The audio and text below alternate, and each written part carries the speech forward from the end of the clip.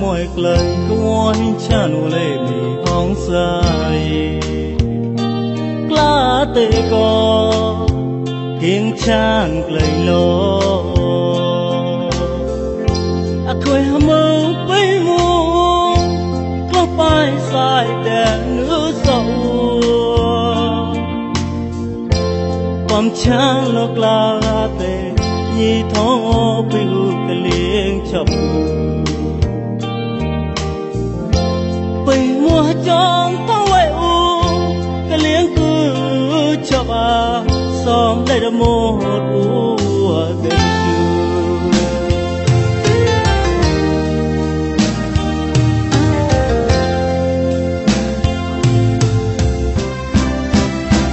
mi hong sai mi hong sai mi hong sai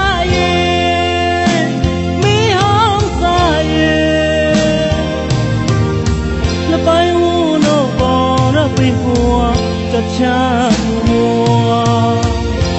nê mò bờ lom song sa cuốn tơ màu ba cho môi mong sa mua re mua quê hane khắp ban quê u re mua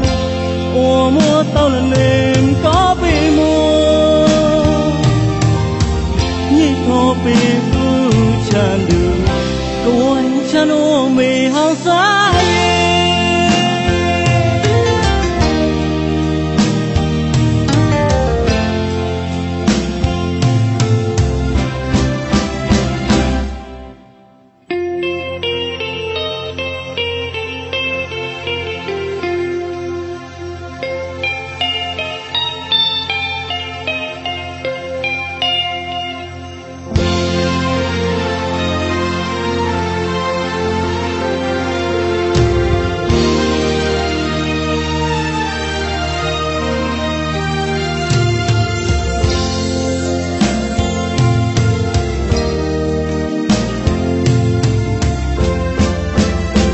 mi hong sai mi hong sai mi hong sai mi hong sai le pai u no bo na pai hua cha cha hua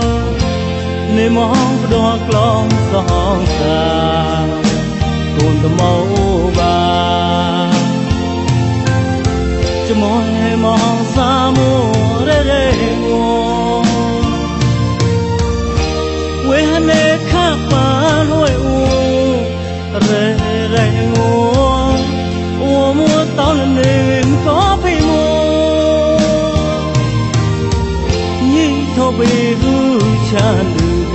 tôi chan ô mì hao sai